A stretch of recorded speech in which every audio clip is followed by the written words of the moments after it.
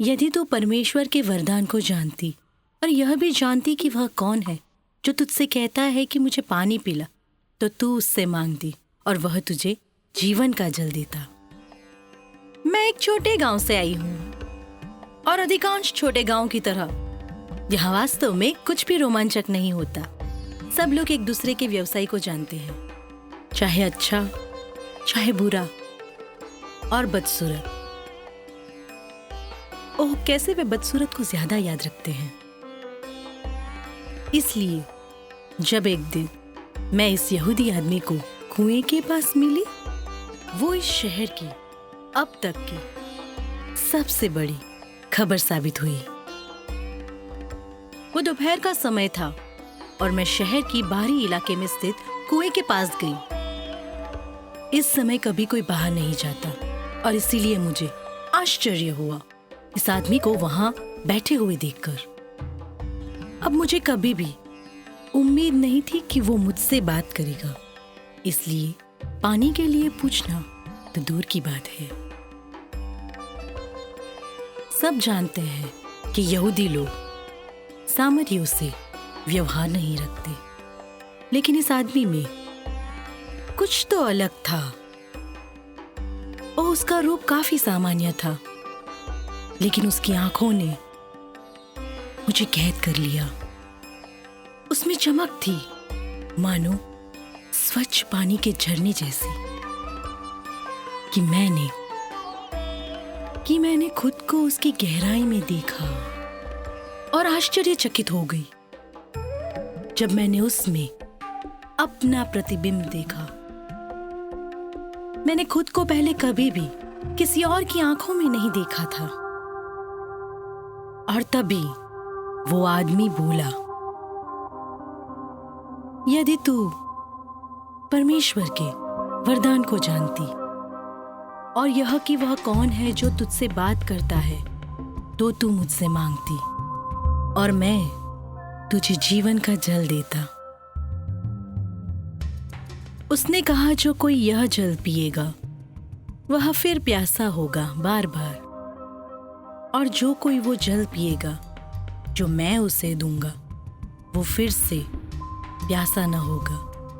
जो जल मैं उसे दूंगा वह उसमें एक सोता बन जाएगा जो अनंत जीवन के लिए उमड़ता रहेगा।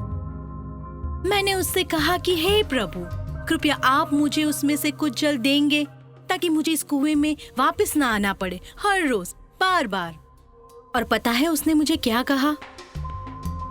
जा, अपने पति को लेकर यहाँ वापस आ। मैं बिना पति की हूं। और उसने कहा कि वो ये पहले से जानता है। वो मेरे बारे में सब जानता था। वो मुझे जानता था। वो मेरा अतीत जानता था और मेरा वर्तमान भी। वो मुझे जानता था और मैंने जाना कि छिपने की कोई जगह नहीं है। उसकी नजरें मुझ पर टिकी थी और इस समय पर उसकी आंखों के दर्पण ने मुझे बताया कि मैं सच में कितनी प्यासी थी। इसलिए मैंने तुरंत विषय बदल दिए।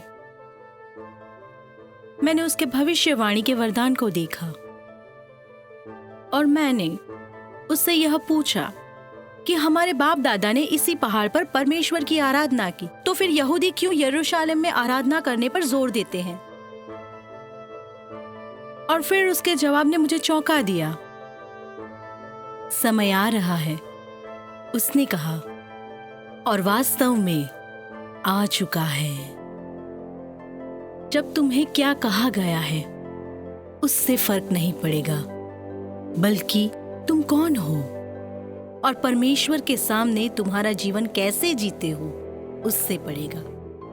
हाँ, मैंने पहले कभी भी ऐसा कुछ नहीं सुना था, लेकिन मैंने उससे कहा कि जब मसीह आएगा तो वो हमें सब बातें समझा देगा। और तब ऐसा लगा जैसे समय ठहर गया हो, क्योंकि जिससे मैं बात कर रही थी उस आदमी ने मुझे अपना परिचय दिया। वो ही मसीहा था। मैं बात कर रही थी मसीह के साथ। मुझे एहसास हुआ कि मुझे जो चाहिए था वो मुझे कुएं में नहीं मिला। मुझे जो चाहिए था वो तो मुझे मसीह में मिला। मेरा कटोरा अब उमड़ रहा है, क्योंकि मैंने वो जीवन जल ले लिया जो यीशु ने मुझे दिया था। मिट गया मेरा अपराध और चली गई मेरी शर्मिंदगी। पुरानी बातें बीत गई और सब नया हो गया है। अब मैं अपने अतीत से नहीं पहचानी जाती, लेकिन मेरे विश्वास से यीशु मसीह में वो मुझे जानते हैं। वो मेरा नाम जानते हैं।